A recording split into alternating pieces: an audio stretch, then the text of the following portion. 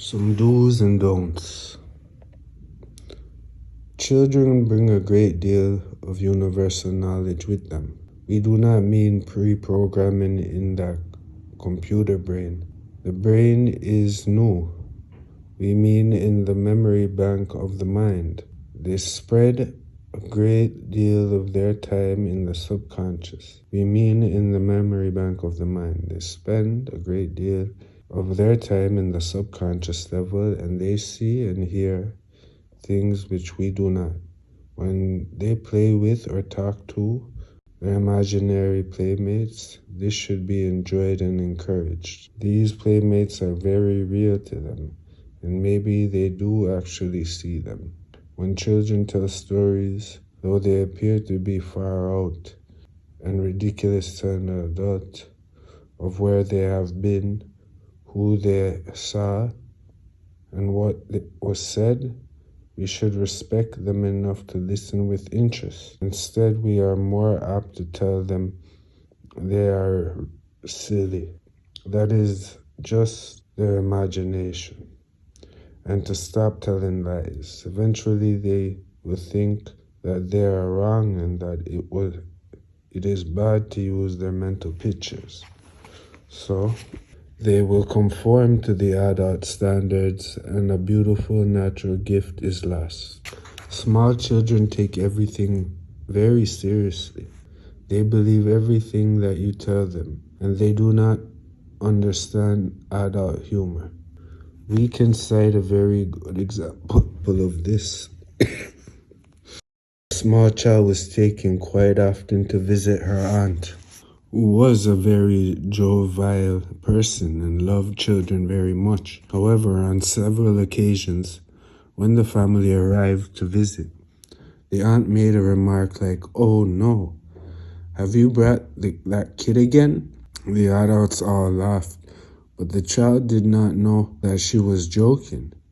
It was not until she was about 9 years old that she would believe that her aunt did not dislike her. This same child was unintentionally burdened with another problem. Every time the parents were asked who the girl looked like, they would say that she was just like her aunt. This was another aunt, so the fact that she thought the one aunt did not like her had no effect on the outcome. The parents meant that she had the same color hair and eyes and the same shape of face, but they did not add these details. At the time, aunt was considerably overweight, so what the child saw in her mind's eye was a plump woman. This, of course, was implanted in the subconscious and then forgotten. But the subconscious goes on carrying out the orders whether we remember or not. The result being that she was plagued with a weight problem all through her teen years and on into her 20s.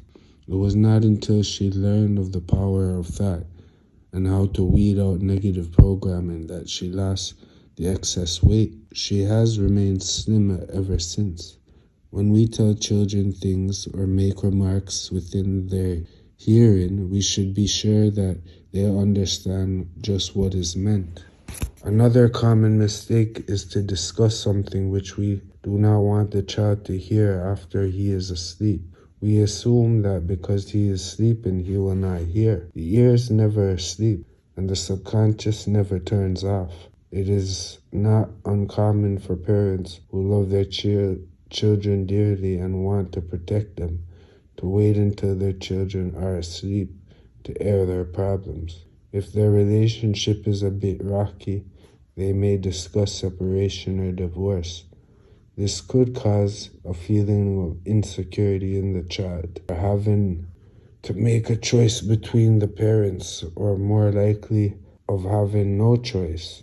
This may cause inner chronic sore throat, sinus problems, bronchitis, or even asthma. The parents do not know the cause, and certainly the child does not know. Most doctors will treat the symptoms, and if they look for a cause, it will be in the physical body.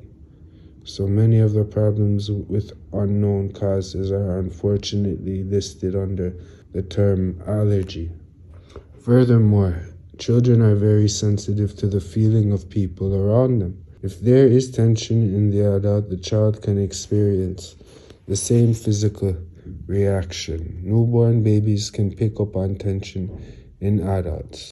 If you want proof of this, the next time you have the opportunity to be where there is a new baby, note if a person who is insecure in handling a child picks the baby up. If a person who is insecure in handling a child that picks the small baby up, it will usually start to cry. Whereas when a person who is secure and confident picks up the baby, it will continue to sleep. Also, if the mother of a newborn baby is despondent or cries or harbors emotions of sadness, she will most likely have a baby who is cranky and cries a lot.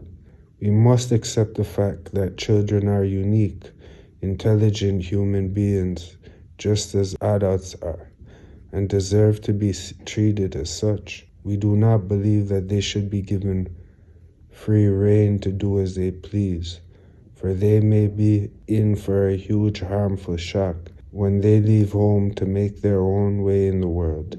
But we do believe that they need and look for leadership and understanding. They will have no problem coping with life if they have learned to live with love and peace in the family group. They need to be told what is expected of them, what the guidelines of the family are, When they are refused permission to have or do something they wish, and they ask why, it is a big mistake to simply say, "Because I said so." This often sets up a feeling of rebellion, a desire for retaliation. They deserve to know the real reason. Children of all ages have a far greater ability to understand than we give them credit for. Teenagers have our deepest sympathy and admiration. Sympathy for those who became lost and confused and search for the answers in drugs, and admiration for those who, through lacking good guidance, found their own solution to their problems. Those who had a good, sound, secure upbringing are the fortunate ones. Indeed, just remember, children born to us are like modeling clay. We choose the mold and the method and are therefore a large degree responsible for the end result. Unfortunately, the blame and abuse is often laid on the victim.